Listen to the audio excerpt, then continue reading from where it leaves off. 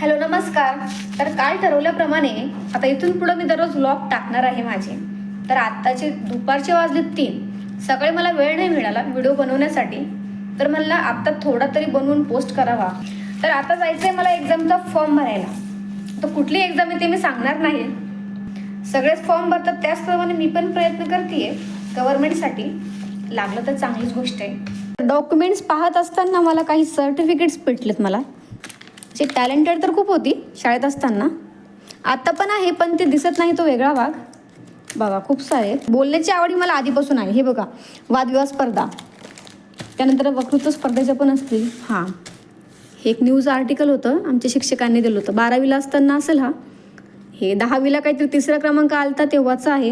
काहीतरी अण्णाभाऊ साठेंचं मी वक्तृत्व केलं होतं. त्यानिमित्ताने आमच्या कॉलेजचे शिपाई जे होते त्यांच्याकडनं मला मिळालं होतं हे. त्यानंतर हे पण वक्तृत्व स्पर्धेचं प्रथम. आणि हे गुरुपौर्णिमेचं माझं पहिलंच भाषण. 6वीला असताना मी पहिल्यांदा वक्तृत्व स्पर्धा दिली होती, तेव्हा माझा प्रथम क्रमांक आलेला होता. आणि हे काहीतरी कथाकथन स्पर्धेचे. तर हे सगळं दाखवण्याचा मुद्दा एवढाच की बोलण्याची आवड ही मला फक्त व्हिडिओजवर वगैरे नाही, तर आधीपासून आहे. शाळेत ती आवड मी अजूनही जपते. या गोष्टीचा मला अभिमान वाटतो, कारण आवडही जपली पाहिजे ना. नंतर कामानिमित्त थोडं बाहेर गेले, म्हणजे मला एक्झामचा फॉर्म भरायचा होता त्या ठिकाणी. नंतर मस्तपैकी PMT केली. PMTचा प्रवास मला खूप आवडतो, म्हणजे सोयीस्कर आणि सुरक्षित असतो. घरी आल्यानंतर मस्तपैकी कोल्ड कॉफी बनवली. मला आता दिवसाचा शेवट जरा थंड पिऊन करावा.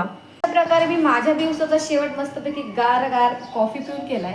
माझा व्लॉग पाहण्यासाठी खूप खूप आभार. इथून पुढे मी तुम्हाला अशाच प्रकारे व्लॉग मी शेअर करेन. थँक्यू.